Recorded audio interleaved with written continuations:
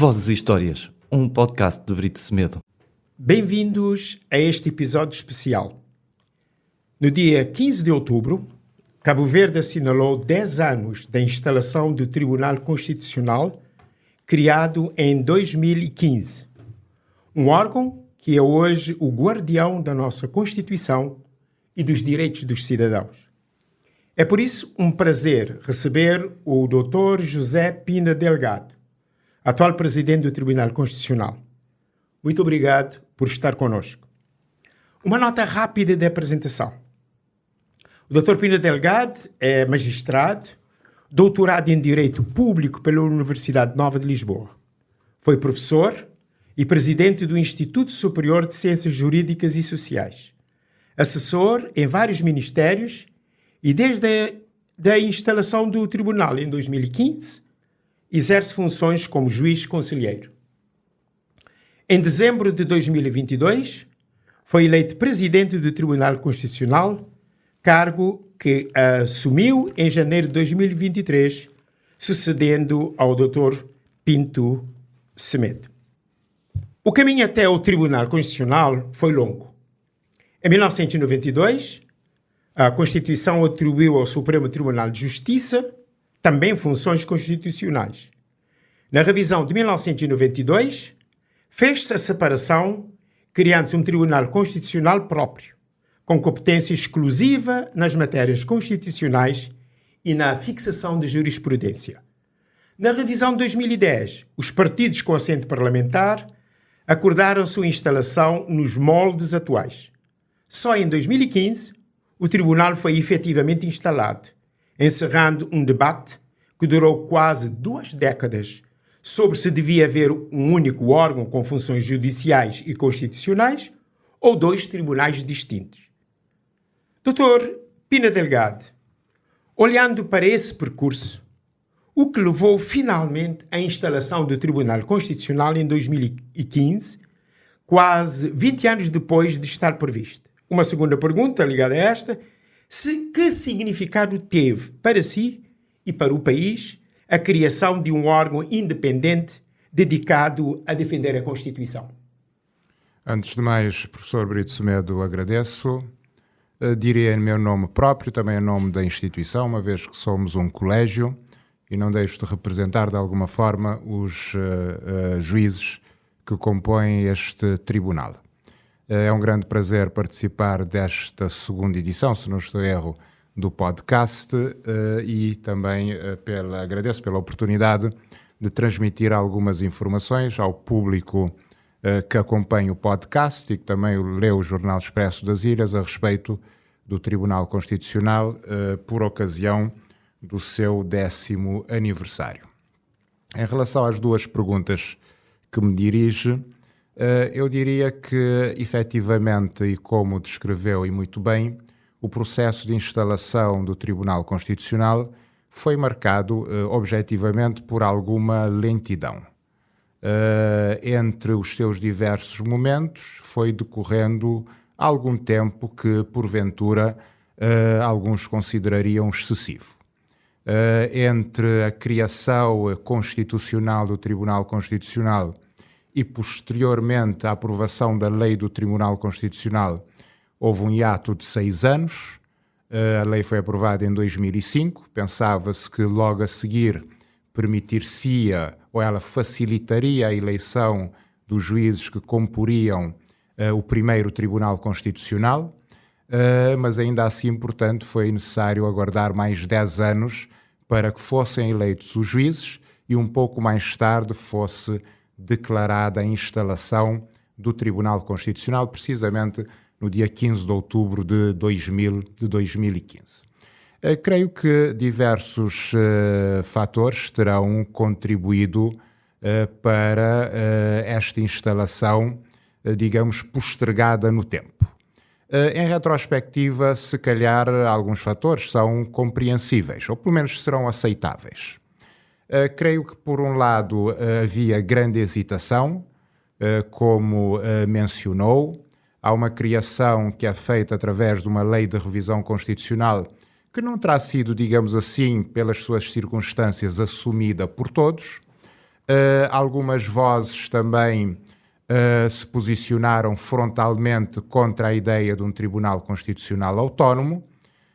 Propagou-se, porque eram vozes abalizadas e vozes influentes, a ideia do luxo e da inutilidade do Tribunal Constitucional, portanto, considerando a dimensão do país, o número de processos, as condições financeiras que poderiam ser alocadas para esta instituição. Portanto, houve esta hesitação e não houve uma assunção plena da instituição, portanto, por todos os atores políticos, jurídicos e constitucionais. Por outro lado, também creio que esta hesitação estará associada a alguma incompreensão relativamente ao sistema constitucional concebido em 1992, sobretudo depois da revisão de 1999. Precisamente porque com uma figura específica, que é o recurso de amparo, não era possível nós termos um sistema que correspondesse a este instituto, que marca o direito constitucional cabo-verdiano, sem um Tribunal Constitucional Autónomo. Precisamente pela seguinte razão: o recurso de amparo, da forma como ele é concebido constitucionalmente pelo atual artigo 20º da Constituição, acaba por ser essencialmente um recurso que se dirige contra decisões dos outros tribunais. E, portanto, seria sempre algo completamente circular e que não garantia uma tutela jurisdicional efetiva. E, mais do que isso, deixava os tribunais judiciais, nomeadamente o Supremo Tribunal de Justiça, numa situação muito incómoda de ter de se pronunciar em sede de recurso de amparo sobre os seus próprios atos tomados enquanto Tribunal Judicial. E isto, para além de tudo, depois pressionava e muito os tribunais judiciais, que, para além de todos os processos que têm que apreciar anualmente, eram carregados com processos de natureza constitucional.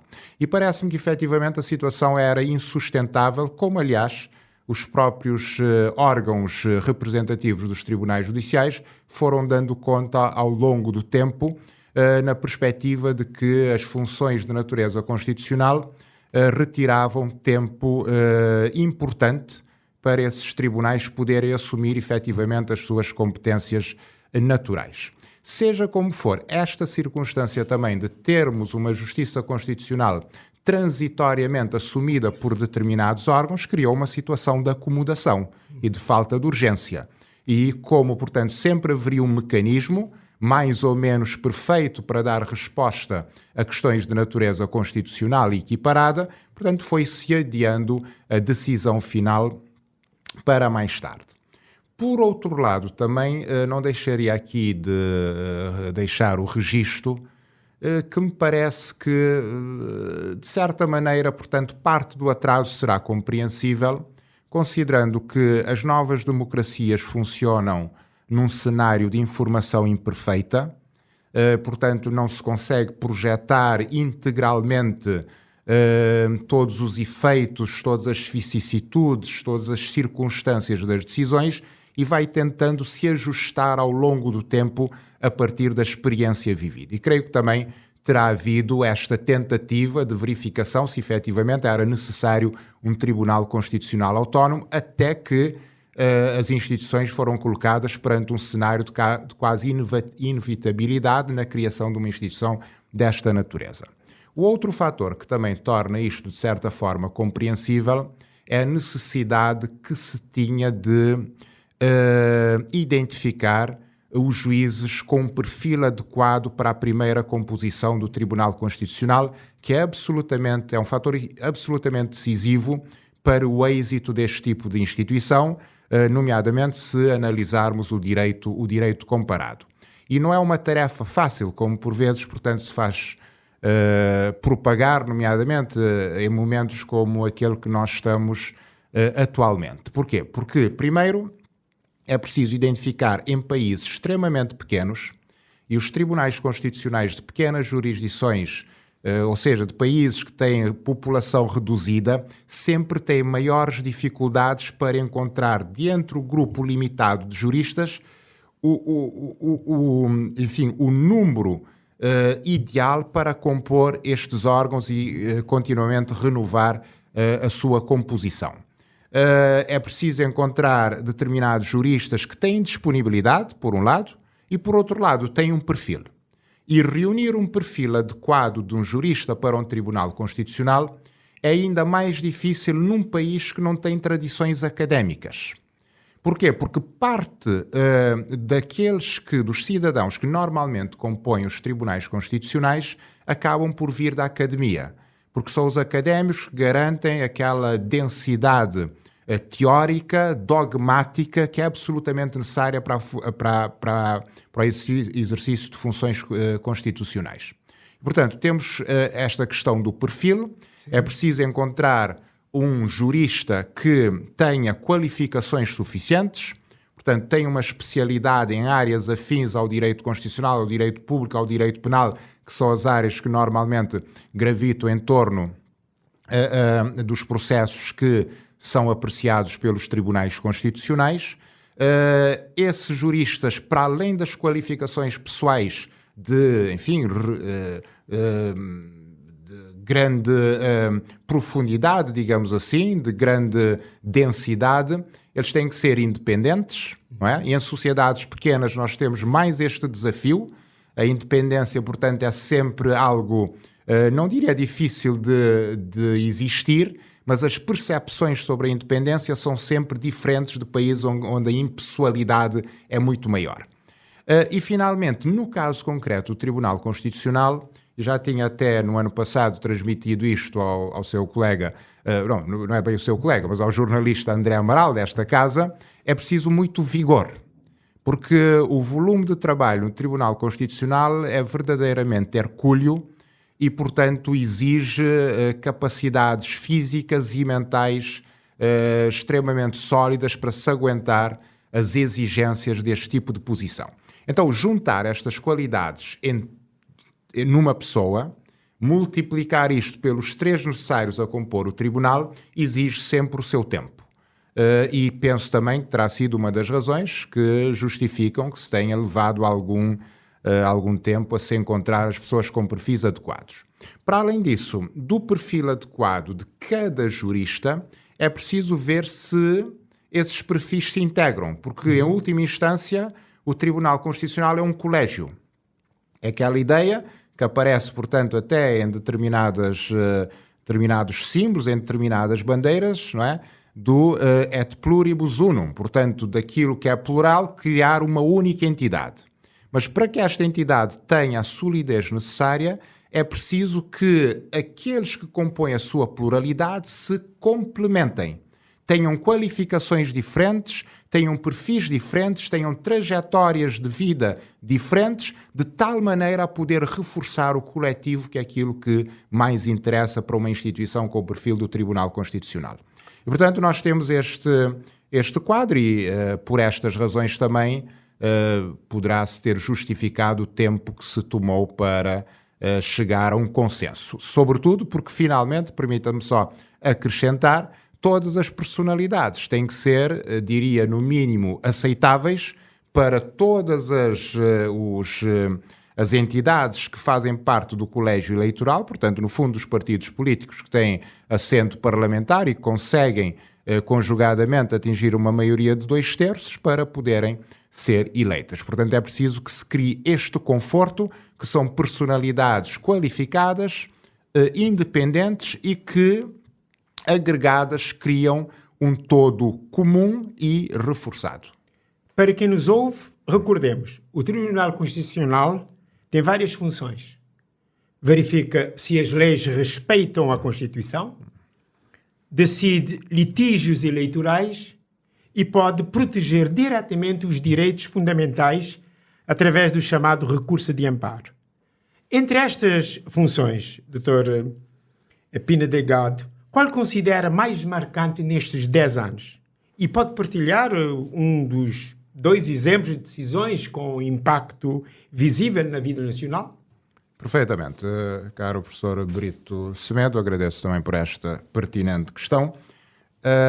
O Tribunal Constitucional tem competências muito vastas. Resumidamente, e não vou tomar muito tempo com este aspecto, é uma jurisdição constitucional clássica, como chamou a atenção, mas também é jurisdição eleitoral, é jurisdição político-partidária, é jurisdição política porque exerce determinadas competências em relação a titulares de outros cargos políticos e tem certas competências também de natureza tipicamente administrativa. Agora, relativamente àquilo que marca a atividade do Tribunal Constitucional, creio que será relativamente pacífica, embora com uma carga de subjetivismo, dependendo, portanto, de quem estiver a responder, poderá, no fundo, destacar um ou outro processo, mas parece-me que aquilo que marca a atividade do Tribunal Constitucional nestes 10 anos de existência é, sobretudo, o recurso de amparo. O Tribunal Constitucional, portanto, conseguiu revitalizar o recurso de amparo, até pela simples razão de se associar à própria necessidade do Tribunal Constitucional. Ele é, sobretudo, o Tribunal Constitucional Autónomo é, sobretudo, necessário no nosso sistema em virtude da existência do recurso de amparo. É um recurso importantíssimo que permite uma tutela célere de direitos, liberdades e garantias, que é a categoria mais importante de direitos que estão reconhecidos pela Constituição no fundo, é esse tipo de processo que acaba por singularizar a atividade do Tribunal Constitucional nestes 10 anos de existência. Que balanço faz do Tribunal Constitucional no sistema jurídico e político cabo-verdiano passado esses 10 anos? Diria que, é claro que o autoelogio sempre deve ser de alguma forma contido. Naturalmente, as melhores avaliações serão feitas por terceiros a partir de uma análise objetiva do percurso do Tribunal Constitucional durante estes 10 anos. A percepção que creio que temos no Tribunal Constitucional é que, primeiro, a existência do Tribunal Constitucional, depois de todas as hesitações, depois da desconfiança, acabou por se normalizar. Parece-me que, neste momento, poucas vozes se insurgem contra a existência do Tribunal Constitucional ou consideram que é um luxo ou uma entidade desnecessária dentro do sistema político e constitucional cabo-verdiano. Isto também por razões muito simples, é que, ao contrário daquilo que se prognosticava, de ser um tribunal que teria meia dúzia de processos durante um ano e, olha lá, ainda assim em períodos, portanto, correspondentes a anos eleitorais, nós até à semana passada prolatamos 750 decisões. 750 decisões. Portanto, por vezes são quase 200, 150, 170 decisões por ano, sobretudo nos últimos anos, em que temos tido um aumento de entrada de processos significativo e logo também a nossa resposta tem aumentado de forma considerável. Quais foram os maiores desafios? Recursos, independência, relação com outros órgãos de soberania e como é que tem procurado aproximar-se dos cidadãos, agora, em termos de comunicação e transparência? Nunca tivemos questões a envolver, diria, nem os recursos nem a independência. Tivemos os recursos necessários, naturalmente ajustados à realidade do país, a uma certa equidade orçamental, distribuição de recursos financeiros e humanos, e isso permitiu-nos efetivamente exercer as funções constitucionais de forma cabal e efetiva. Relativamente à independência também, pelo menos desde o momento em que eu estou como presidente, e creio que isto também é uma realidade que percorre os 10 anos do Tribunal, não há uma única circunstância de tentativa de interferência com as atividades do Tribunal Constitucional. Pelo menos, portanto, dos outros órgãos de soberania. E isto é importante, até porque, em caso contrário, também não seria algo que colheria, digamos assim, uma reação passiva por parte do próprio Tribunal Constitucional. O Tribunal Constitucional, neste particular, preza muito o princípio da separação e interdependência dos poderes, considera-se um órgão em situação de paridade com todos os outros órgãos de soberania e preza muito também o seu espaço efetivo de atuação, Neste particular, naturalmente, mantém relações protocolares, relações cordiais com todos os outros órgãos de soberania, mas mantém-se, portanto, independente e, no fundo, distante dos órgãos, sobretudo aqueles que têm a natureza política, como parece-me ser adequado para um tribunal constitucional. Saindo de Cabo Verde, o tribunal participa em redes internacionais, como a CPLP e a Conferência Africana. Que benefícios concretos têm trazido estas parcerias? E outra questão ligada a esta, olhando para o futuro, como imagina o papel do tribunal perante novos desafios como direitos digitais, proteção de dados ou igualdade de género? Em relação à primeira pergunta, nós efetivamente temos feito parte de vários fóruns internacionais ligados à justiça constitucional. No âmbito dos países de língua portuguesa, no âmbito também das jurisdições constitucionais africanas, inclusive por força da nossa ligação à francofonia, aos tribunais constitucionais dos países francófonos, para além da Conferência Mundial de Justiça Constitucional. A perspectiva de atuação do Tribunal Constitucional de Cabo Verde nestes fóruns é uma perspectiva proativa. Nem sequer nós abordamos estas relações no sentido de tentar identificar quais são os benefícios que isso traz simplesmente ao Tribunal Constitucional. Nós também proativamente tentamos contribuir para transmitir a experiência do Tribunal Constitucional de Cabo Verde às outras jurisdições constitucionais. Por esta razão, de um ponto de vista político, todas as participações que o Tribunal Constitucional de Cabo Verde tem nesses fóruns são sempre participações efetivas, com a apresentação de comunicações, com intervenções destinadas a partilhar a experiência do Tribunal Constitucional de Cabo Verde e dialogicamente trocar estas mesmas experiências com os outros tribunais. Isto tem gerado também efeitos muito positivos. O Tribunal Constitucional de Cabo Verde é um tribunal considerado pelos outros tribunais constitucionais ou outras jurisdições constitucionais dos outros países.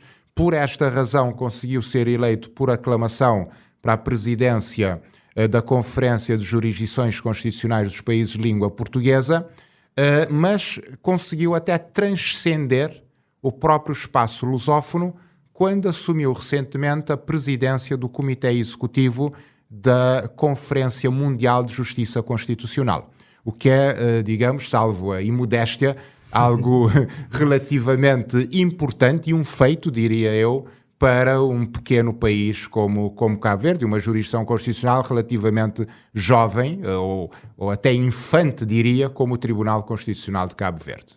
Novos desafios. Os novos desafios já não dependerão tanto, creio eu, desta composição. Nós estamos, portanto, nesta fase de transição. É preciso, no fundo, também criar as condições para que a transição se efetive de forma correta e o Tribunal tenha as condições para continuar a percorrer o seu caminho.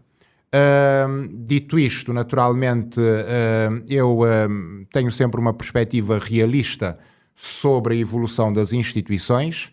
Nós tivemos um percurso positivo até esta data, mas não existem irreversibilidades históricas. Tudo depende de decisões que são fundamentais que sejam tomadas neste momento. É um tribunal, portanto, que já ocupou um papel importante dentro do sistema político-constitucional cabo-verdiano, mas é uma instituição com 10 anos. Portanto, os 10 anos são sempre desafiantes. Tanto pode continuar a crescer, como pode, portanto, também retroceder. E, de certa maneira, parar para as instituições acaba por ser retroceder.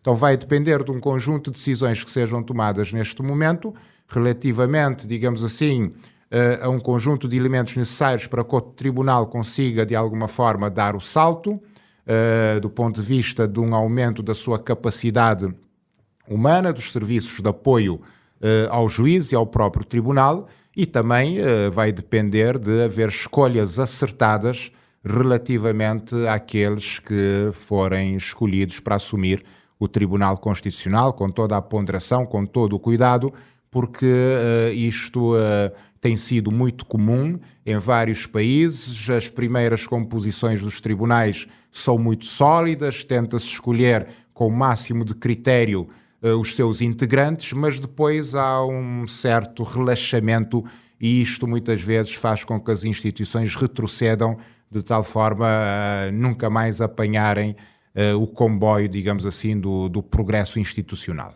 Neste aniversário, que mensagem gostaria de deixar aos cidadãos sobre o papel do Tribunal Constitucional e a importância de se confiar na Constituição? Relativamente ao papel do Tribunal Constitucional, tem relação com aquilo que eu disse, não é? O Tribunal Constitucional tem um potencial enorme, é uma instituição vocacionada para proteger os direitos do cidadão, nomeadamente e mais além do indivíduo, sobretudo os seus direitos, liberdades e garantias. É uma instituição de garante da integridade do sistema democrático, é uma instituição de salvaguarda do Estado de Direito e tem sido também, no nosso caso, uma instituição de proteção da própria identidade constitucional. Se analisar os acórdãos do Tribunal Constitucional, há de ver, e digo também na sua qualidade de cientista social, de antropólogo, que o Tribunal faz um esforço hercúleo para enraizar a interpretação da Constituição nos valores nacionais. Quando aplica princípios gerais abstratos, dignidade humana, proporcionalidade, proteção da confiança, justiça, faz um esforço de enraizar esses princípios na realidade axiológica cabo-verdiana. E, portanto, deste ponto de vista, também é uma entidade essencial para preservar a identidade constitucional cabo-verdiana. E parece-me, portanto, que, deste ponto de vista, tem um potencial enorme, mas a preservação da sua vitalidade não é um dado natural, depende de decisões que sejam tomadas, que sejam efetivas, eficazes e que garantam precisamente a manutenção das condições para que o Tribunal continue a crescer e continue, no fundo, a ocupar esta posição central dentro do sistema constitucional cabo-verdiano. Chegamos ao fim deste episódio comemorativo dos 10 anos do Tribunal Constitucional. Muito obrigado, Dr. Pina Delgado, pela clareza das suas respostas e pela mensagem final que nos deixa. Sucesso agora e no futuro para estas e outras funções que irá desempenhar. Muito obrigado. Eu é que agradeço pela oportunidade, professor Brito.